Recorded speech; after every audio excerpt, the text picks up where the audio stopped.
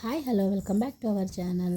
ವರಲಕ್ಷ್ಮಿ ಹಬ್ಬಕ್ಕೆ ನಾನು ಮನೆಯನ್ನು ಕ್ಲೀನ್ ಮಾಡ್ತಾಯಿದ್ದೆ. ಬಟ್ ನನಗೆ ಹೆಲ್ತ್ ಅಪ್ಸೆಟ್ ಆಗಿರೋ ಕಾರಣ ಫುಲ್ಲು ಡೀಪ್ ಕ್ಲೀನ್ ಮಾಡೋದಕ್ಕೆ ಸ್ವಲ್ಪ ಕಷ್ಟನೇ ಆಯಿತು. ನಿಧಾನಕ್ಕೆ ಮಾಡೋದಕ್ಕೆ ಸ್ಟಾರ್ಟ್ ಮಾಡಿಕೊಂಡು ಎಲ್ಲನೂ ಮುಗಿಸ್ಕೊಂಡು ಬಂದೆ. ಹಾಗೆ ಫೈನಲಿ ಬೆಡ್ಶೀಟು ಎಲ್ಲ ಚೇಂಜ್ ಮಾಡಿಬಿಟ್ಟು ಹಾಲಲ್ಲಿರೋ ಸೋಫಾ ಕವರು ಅದೆಲ್ಲ ಚೇಂಜ್ ಮಾಡಿ ಕರ್ಟನ್ಸ್ ಎಲ್ಲ ಚೇಂಜ್ ಮಾಡಿದೆ. ಅದೆಲ್ಲ ನಾನು ಜಾಸ್ತಿ ವೀಡಿಯೋ ಏನು ಶೂಟ್ ಮಾಡ್ಕೊಂಡಿಲ್ಲ. ರೂಮಲ್ಲಿ ಮಾತ್ರ ಬೆಡ್ಶೀಟ್ ಚೇಂಜ್ ಮಾಡಿದ ವೀಡಿಯೋನ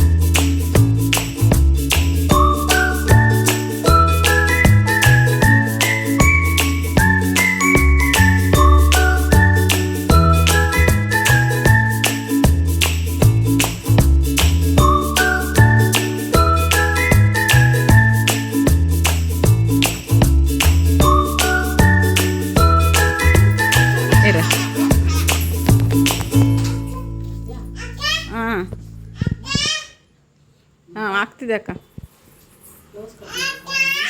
ಹಾಯ್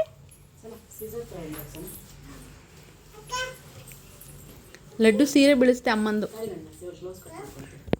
ಇದಿಷ್ಟು ಸೆರಗ್ ಪಾರ್ಟಿಗೆ ಬಿಟ್ಬಿಟ್ಟು ಈ ಕಡೆ ಇದನ್ನು ನೆಕ್ಕೆ ಮಾಡ್ಕೊಂಡು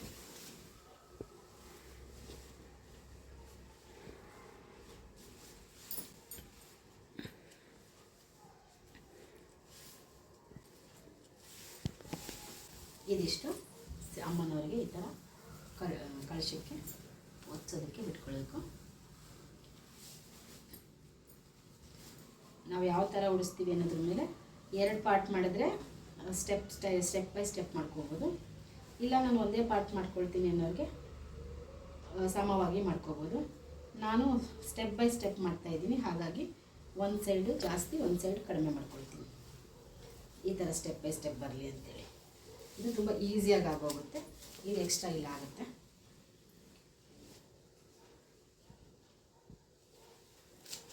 ಇದಕ್ಕೆ ನಾನು ಇದನ್ನ ಮಾಡ್ಕೊಂಡ್ಬಿಡ್ತೀನಿ. ಸ್ಟಾಪ್ ಮಾಡಿರಿ. ಈಗ ಇದನ್ನು ಈ ಥರ ಒಂದು ಥ್ರೆಡ್ನ ಕಟ್ಕೋಬೇಕು. ಒಂದು ಥ್ರೆಡ್ ತೊಗೊಂಡ್ಬರ್ತೀನಿ. ಸ್ಟಾಪ್ ಮಾಡಿರಿ. ಈ ಥರ ಒಂದು ಥ್ರೆಡ್ ಕಟ್ಕೊಂಡ್ರೆ ನಮಗೆ ಈಸಿಯಾಗಿ ಅಲ್ಲಿ ದೇವರಿಗೆ ಉಡ್ಸೋದಕ್ಕಾಗುತ್ತೆ ಅಂತ ನಾನು ಈ ಥರ ಒಂದು ಸೆಂಟ್ರಿಗೆ ಥ್ರೆಡ್ ಕಟ್ಬಿಡ್ತೀನಿ.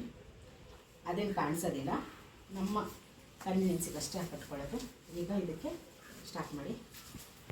ಈ ಥರ ಒಂದು ಸ್ಟಿಕ್ ತೊಗೊಳ್ತೀನಿ. ನಾನು ಸ್ಟಿಕ್ಕಿಗೆ ಈ ಒಂದು ಎಕ್ಸ್ಟ್ರಾ ಬ್ಲೌಸ್ ಪೀಸ್ ತೊಗೊಂಡು ಅದನ್ನು ಈಗ ಫೋಲ್ಡ್ ಮಾಡಿಕೊಂಡು ಸುತ್ಕೊಳ್ತಾ ಬರ್ತೀನಿ.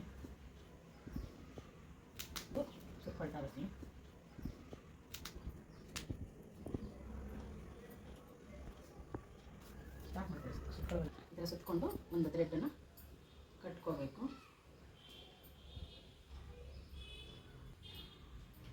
ಈ ಥರ ಕಟ್ಕೊಂಡು ಆಗೋಲ್ವೇ ಥರ ನಾನು ಫಸ್ಟೇ ನಾನು ಕೆಳಗಡೆ ಯಾವಾಗೂ ಅಕ್ಕಿನ ಹಾಕಿ ಫಿಲ್ ಮಾಡ್ಕೊಳ್ತೀನಿ, ಮೇಲ್ಗಡೆ ಕಳಶಕ್ಕೆ ನೀರು ಹಾಕ್ತೀನಿ. ನಾನು ಕೆಳಗಡೆ ಸ್ಟೀಲ್ ಬಿಂದಿಗೆ, ಮೇಲ್ಗಡೆ ರಾಗಿ ಬಿಂದಿಗೆನಲ್ಲೇ ಮಾಡೋದು. ಇದನ್ನು ದಾರನ ಇದಕ್ಕೆ ಟೈಟಾಗಿ ಕಟ್ಕೋಬೇಕು. ನಂತರ ಇದನ್ನು ಇನ್ನೊಂದು ಸರಿ ನೀಟಾಗಿ ಫಿಟ್ ಮಾಡ್ಕೋಬೇಕು. ಇನ್ನು ಎಕ್ಸ್ಟ್ರಾ ದಾರ ತೊಗೊಂಡ್ಬಿಟ್ಟು ಇದನ್ನು ಈ ಥರ ಸೇಫ್ಟಿಯಾಗಿ ಈ ಸ್ಟಿಕ್ಕು ಶೇಕ್ ಆಗದೆ ಇರೋ ಥರ ಈ ಥರ ಫಿಟ್ ಮಾಡ್ಕೋಬೇಕು.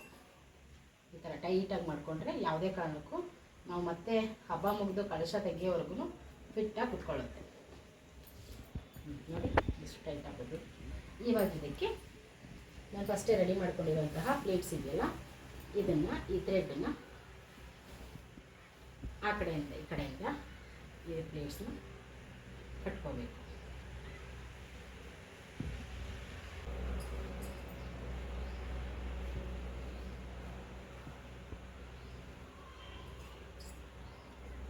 ಈ ಥರ ಕಟ್ಕೊಳ್ಳೋದ್ರಿಂದ ಸ್ಯಾರಿ ವೆಯ್ಟ್ ಕೂಡ ಕಳಶ ತಡೆಯುತ್ತೆ.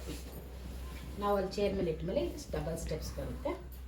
ಈಗ ನಾನು ಎಕ್ಸ್ಟ್ರಾ ಬಿಟ್ಕೊಂಡಿದ್ನಲ್ಲ ಅದನ್ನು ಕೂಡ ಈ ಕಡೆ ಕಳಶಕ್ಕೆ ಕವರ್ ಮಾಡ್ಕೊಳ್ತಾ ಇದ್ದೀನಿ. ಹಾಗೆ ಈಗ ಸೆರಗು ಮಾಡ್ಕೊಳ್ಳೋಣ.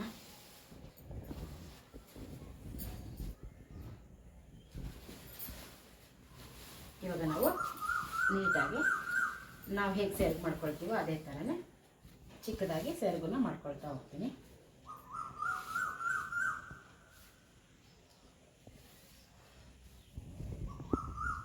ಸ್ಟಾಪ್ ಮಾಡ್ತೀರಾ, ಇಟ್ಕೊತೀರಾ? ಸ್ಟಾಪ್ ಮಾಡಿದ್ದೀವಿ. ಸ್ಟಾಪ್ ಮಾಡಿದ್ದೀರಾ? ಚಿಕ್ಕಿ ಮಾತ್ರ ಇದು ಮಾಡಿದ್ರೆ ನಾನು ಸ್ಟಾಪು. ಈ ಥರ ಪೂರ ನೀಟಾಗಿ ಎಲ್ಲ ಕಡೆನೂ ಮಾಡಿಕೊಂಡು ಇಲ್ಲಿ ಎಡ್ಜಿಗೆ ಒಂದು ಪಿನ್ನ ಹಾಕ್ಕೊಂಡ್ರೆ ನಮ್ಗೆ ಅಲ್ಲಿ ಮಾಡ್ಕೊಳ್ಳೋದಕ್ಕೆ ಈಸಿ ಆಗುತ್ತೆ. ನಾವು ಇಲ್ಲಿ ಸೆರಗನ್ನ ಸರಿ ಮಾಡ್ಕೊಳ್ತೀವಲ್ಲ ಅವಾಗ ಇದೆಲ್ಲ ಸರಿ ಮಾಡ್ಕೊಬೋದು. ಈ ಥರ ಬ್ಯಾಕಿಂದ ಮಾಡಿದರೆ ಫ್ರಂಟಲ್ಲಿ ಈ ಥರ ಕಾಣಿಸುತ್ತೆ ಅನ್ನೋ ಕಾರಣಕ್ಕೆ ನಾನು ಬ್ಯಾಕಿಂದ ಮಾಡಿಕೊಂಡೆ. ಸ್ಟಾಪ್ ಮಾಡಿದೆ. ಈಗ ಇದನ್ನು ನೀಟಾಗಿ ಸೆರಗನ್ನ ರೆಡಿ ಮಾಡಿಕೊಂಡು ಅಮ್ಮನವ್ರಿಗೆ ಅಲ್ಲಿ ಸೆರಗನ್ನ ನಾವು ಅಲ್ಲೂ ಕೂಡ ಮಾಡ್ಕೋಬೋದು.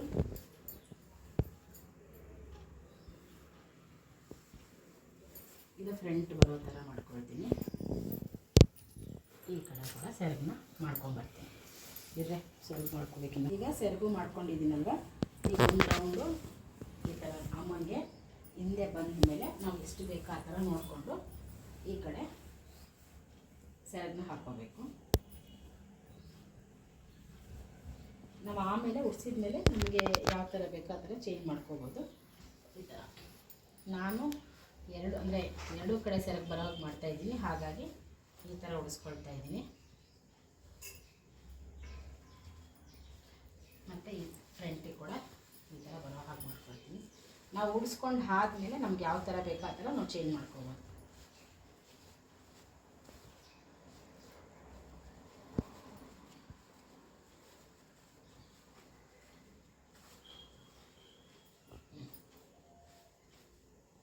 ಈಗ ಈ ಥರ ರೆಡಿ ಮಾಡ್ಕೊಂಡಿದ್ದೀನಲ್ವ, ಇದಕ್ಕೆ ಈ ಥರ ಒಂದು ಗೋಲ್ಡ್ ಥ್ರೆಡ್ ತೊಗೊಂಡು ಸ್ವಲ್ಪ ಸೊಂಟ ಬರೋ ಥರ ಕಟ್ಕೊಳ್ತೀನಿ. ಸ್ಟಾಪ್ ಮಾಡಿ. ಈಗ ಇದನ್ನು ಪಿನ್ನನ್ನು ತೆಗೆದುಬಿಟ್ಟು ಇಲ್ಲಿ ಸೆಟ್ ಮಾಡ್ಕೊಳ್ತೀನಿ. ಈ ಥರ ಸ್ಯಾರಿನ ನೀವು ಹೇಗಾದರೂ ಡ್ರಾಪಿಂಗ್ ಮಾಡ್ಕೊಳ್ಳಿ. ನಾವು ಆಮೇಲೆ ಈ ಥರ ರೆಡಿ ಮಾಡ್ಕೊಳ್ಳೋದಿದೆಯಲ್ಲ ಅದೇ ಹೈಲೈಟಾಗಿ ಕಾಣೋದು. ಸ್ಯಾರಿ ಉಡ್ಸೋಕ್ಕೆ ಬರಲಿದ್ದವ್ರು ಕೂಡ ಈಸಿಯಾಗಿ ಉಡಿಸ್ಕೋಬೋದು. ಇವಾಗ ನಾವು ಇದಕ್ಕೆ ಅಮ್ಮನಿಗೆ ಅಂತಲೇ ನಾನು ಸಪ್ರೇಟ್ ಅಮ್ಮನಿಗೆ ಅಂತಲೇ ಡಾಬು ಸೆಟ್ ಎಲ್ಲ ತೆಗೆದಿಟ್ಬಿಟ್ಟಿದ್ದೀನಿ. ಈ ಥರ ಸೊಂಟಕ್ಕೆ ಡಾಬ್ನ ಹಾಕ್ಕೊಳ್ತಾ ಇದ್ದೀನಿ.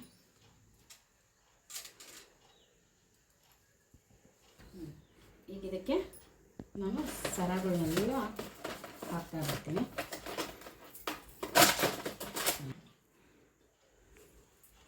ಅಮ್ಮನವ್ರಿಗೆ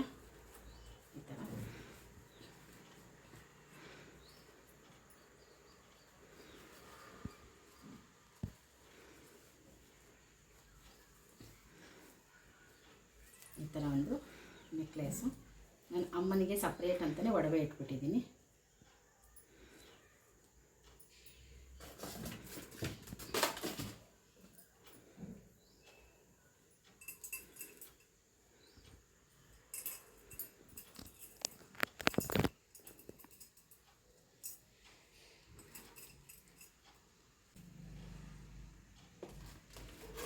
ನಾನು ದೇವರಿಗೆ ತಾಳಿನೇ ಸಪ್ರೇಟ್ ಇಟ್ಕೊಂಡು ವರಲಕ್ಷ್ಮಿ ಹಬ್ಬಕ್ಕೆ ಮಾತ್ರ ಈ ತಾಳಿನ ನಾನು ಹಾಕೋದು. ಇಷ್ಟು ಜಾಸ್ತಿ ಓವರಾಗಿ ಹಾಕೋದ್ಕಿಂತ ಇಷ್ಟನ್ನು ಸಿಂಪಲಾಗಿ ಹಾಕಿಬಿಟ್ಟು ರೆಡಿ ಮಾಡಿ ನಮ್ಮಮ್ಮನೂ ರೆಡಿ ಆದರು.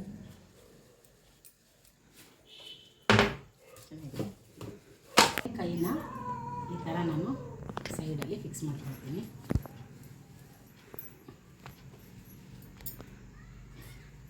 ಥ್ರೆಡ್ಡಲ್ಲೇ ಕಟ್ಕೊಳ್ತೀನಿ.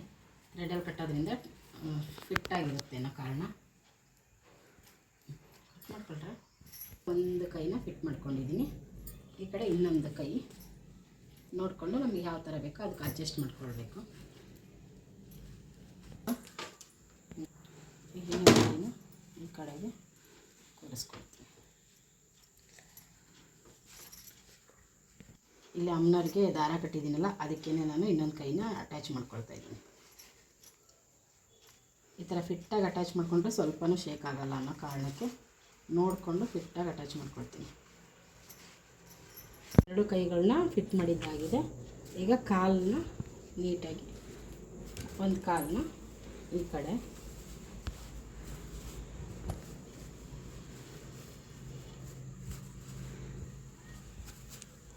ಈ ಥರ ಕಾಲಿಗೆ ಈ ಥರ ಹಾಕ್ಕೊಂಡು ಒಂದು ಪಿನ್ನ ಹಾಕ್ಕೊಂಡ್ಬಿಡ್ತೀನಿ. ಈ ಕಡೆ ಒಂದು ಕಾಲನ್ನ ಕೂರಿಸಿದ್ದೀನಿ. ಈ ಕಡೆಯಿಂದ ಈ ಕಾಲು ಈ ಥರ ಬರೋ ಥರ ಕೂರಿಸ್ತೀನಿ. ಇದನ್ನು ಈ ಸೆರಗಿನಿದೆಯಲ್ಲ ಅದ್ರ ಒಳಗಿಂದಲೇ ತಗೊಂಡು ಈ ಕಡೆಯಿಂದ ಈ ಥರ ಇನ್ನೊಂದು ಲೆಗ್ನು ಈ ಥರ ಅಮ್ಮ ಕಾಲ ಮೇಲೆ ಕಾಲು ಹಾಕ್ಕೊಂಡಿರೋ ಥರ ಕೂರಿಸ್ಕೊಂಡಿದ್ದೀನಿ. ಈಗ ಇದಕ್ಕೆ ನಾನು ಕಾಲು ಉಂಗುರ ಕೂಡ ಹಾಕ್ತೀನಿ ಅಮ್ಮನಿಗೆ.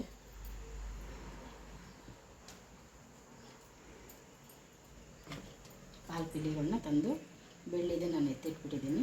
ಅಮ್ಮನಿಗೆ ಅಂತಲೇ ಎತ್ತಿಟ್ಟಿದ್ದೀನಿ.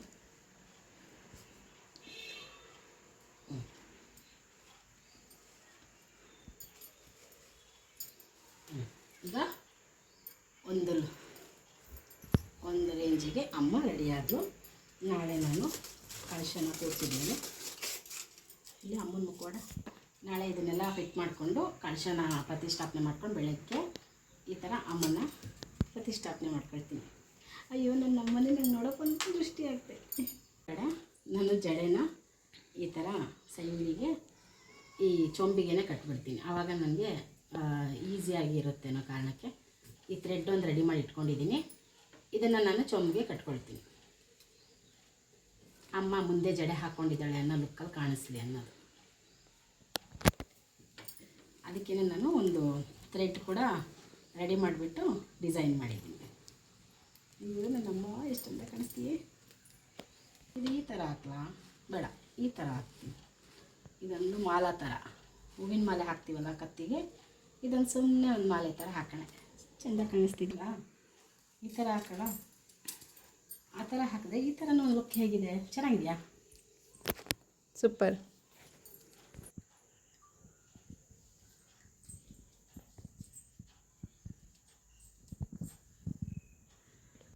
ರಾತ್ರಿನೇ ಎಲ್ಲ ರೆಡಿ ಮಾಡಿ ಮಲ್ಕೊಂಡಿದ್ನಲ್ವ. ಬೆಳಗ್ಗೆ ಎದ್ದ ತಕ್ಷಣ ಮನೆ ಒಂದು ಸರಿ ಗೂಡಿಸ್ಕೊಂಡು ಒರೆಸ್ಕೊಂಡೆ. ಆನಂತರ ಬಾಗಿಲನ್ನು ತುಳಸಿ ಪೂಜೆ ಮಾಡಿಕೊಂಡು ಬಾಗಿಲನ್ನು ಒರೆಸ್ಬಿಟ್ಟು ರಂಗೋಲಿ ಹಾಕಿ ಅನಂತರವಾಗಿ ನಾನು ಬಂದು ಕಳಶಕ್ಕೆ ನೀರನ್ನ ಹಾಕ್ತಾಯಿದ್ದೀನಿ. ಒಂದು ತುಂಬಿದ ಚೊಂಬಲ್ಲಿ ನೀರು ಹಾಕಿಬಿಟ್ಟು ಅದಕ್ಕೆ ನಾನು ಇಟ್ಕೊಂಡಿರುವಂತಹ ಮಾವಿನ ಎಲೆ, ನಾನು ವಿಳೆದೆಲೆ ಇಡಲ್ಲ, ಮಾವಿನ ಎಲೆನೇ ಇಡ್ತೀನಿ. ಮೊದಲಿಂದಲೂ ನನಗೆ ಮಾವಿನ ಎಲೆ ಇಟ್ಬಿಟ್ಟೆ ಅಭ್ಯಾಸ. ಅದು ಅವ್ರವ್ರ ಇಷ್ಟ. ಹಾಗೆ ಇದು ಕಳಸದ ಸಾಮಾನು.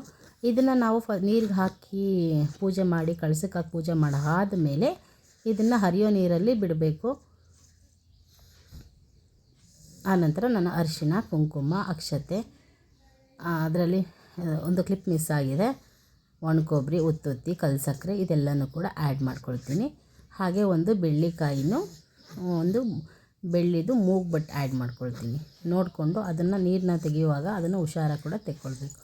ಈಗ ನಾನು ಅದಕ್ಕೆ ತೆಂಗಿನಕಾಯಿ ಕಳಶಕ್ಕೆ ಕಣ್ಣಿಲ್ದಿರೋ ತೆಂಗಿನಕಾಯಿ ತಗೊಂಡಿರ್ತೀನಲ್ವ, ಅದಕ್ಕೆ ಅರಿಶಿನ ಹಚ್ಚಿಬಿಟ್ಟು ತೆಂಗಿನಕಾಯಿ ಇಟ್ಟು ಅದಕ್ಕೆ ಮುಖವಾಡನ್ನು ಅರೇಂಜ್ ಮಾಡ್ತಾಯಿದ್ದೀನಿ. ಮುಖವಾಡನ್ನು ನಾವು ಫಿಟ್ ಮಾಡ್ಕೊಂಡು ಆದಮೇಲೆ ಹೇಗೆ ಕಾಣಿಸ್ತಿದೆ ತೋರಿಸ್ತೀನಿ. ಹಾಗೆ ಮುಖವಾಡ ಎಲ್ಲ ಫಿಟ್ ಮಾಡ್ಕೊಂಡು ಆದಮೇಲೆ ಮಲ್ಲಿಗೆ ಹೂವಿನ ಹಾರನ ಹಾಕ್ತಾಯಿದ್ದೀನಿ. ಅಮ್ಮನಿಗೆ ಮಲ್ಲಿಗೆ ಹೂವಿನ ಹಾರ ತುಂಬ ಶ್ರೇಷ್ಠ. ಯೂಶ್ವಲಿ ಹಬ್ಬದಲ್ಲಿ ತುಂಬ ಕಾಸ್ಟ್ಲಿ ಇರುತ್ತೆ ಹೂವಿನ. ಈ ಸಲ ಅಂತೂ ತುಂಬ ಕಾಸ್ಟ್ಲಿನೇ ಇತ್ತು ಹೂವಿನ ರೇಟು. ಆದ್ರೂ ಚಿಕ್ಕದಾಗಿ ಒಂದು ಹಾರ ಹಾಕ್ಕೊಳ್ಳೋಣ ಅಂತ ಹೇಳ್ಬಿಟ್ಟು ಚಿಕ್ಕದಾಗಿ ಕಟ್ಬಿಟ್ಟು ಹೂವಿನ ಮಾಲೆ ಹಾಕಿ ನಂತರ ಫಸ್ಟು ಯಾವುದೇ ಪೂಜೆ ಮಾಡೋದಕ್ಕೆ ಮುಂಚೆ ಮನೆ ದೇವರ ಪೂಜೆ ಮಾಡಿಬಿಟ್ಟು ಆ ನಂತರ ನಾವು ಏನು ಪ್ರತಿಷ್ಠಾಪನೆ ಮಾಡ್ಕೊಂಡಿರ್ತೀವಿ, ಅಮ್ಮನವ್ರ ಪೂಜೆ ಆಗಿರ್ಬೋದು, ಗಣೇಶ ಪೂಜೆ ಆಗಿರ್ಬೋದು, ಚಾಮುಂಡೇಶ್ವರಿ ಪೂಜೆ ಆಗಿರ್ಬೋದು, ದೀಪಾವಳಿನಲ್ಲಿ ಲಕ್ಷ್ಮೀ ಪೂಜೆ ಆಗಿರ್ಬೋದು, ಫಸ್ಟು ಮನೆ ದೇವರಿಗೆ ಪೂಜೆ ಆದ ನಂತರ ನಾವು ಬೇರೆ ದೇವರಿಗೆ ಪೂಜೆ ಮಾಡಬೇಕು. ಯಾಕೆಂದರೆ ಮನೆ ದೇವರು ನಮ್ಮನ್ನು ಕಾಪಾಡ್ತಾ ಇರುತ್ತೆ. ನಾವು ಮೊದಲಿಗೆ ಲಕ್ಷ್ಮೀ ಪೂಜೆ ಮಾಡಬಾರ್ದು ಅಂತಾರೆ. ನಾನು ಮೊದಲಿಂದನೂ ಹಾಗೆ ಮನೆ ದೇವರು ಪೂಜೆ ಮಾಡ್ಕೊಂಡು ಆದಮೇಲೆ ಲಕ್ಷ್ಮೀ ಪೂಜೆ ಮಾಡ್ತೀನಿ. ರಂಗೋಲಿ ಕೂಡ ಕಲರ್ಫುಲ್ಲಾಗಿ ಹಾಕಿದ್ನಲ್ಲ ತೋರಿಸ್ತಾ ಇದ್ದೀನಿ ನೋಡಿ. ಆ್ಯಕ್ಚುಲಿ ಕೈಯಲ್ಲಿ ರಂಗೋಲಿನ ಹಾಕಬೇಕು ಅಂತ ಅಂದ್ಕೊಂಡೆ, ಟೈಮ್ ಸಾಕಾಗಲಿಲ್ಲ. ನಾನು ಆಗಲೇ ಪೂಜೆ ಮಾಡೋ ಅಷ್ಟರಲ್ಲಿ ಸೂರ್ಯ ಕೂಡ ಉದಯಿಸ್ಬಿಡ್ತು. ಕಳಶ ಫಸ್ಟೇ ಪ್ರತಿಷ್ಠಾಪನೆ ಮಾಡಿಕೊಂಡೆ.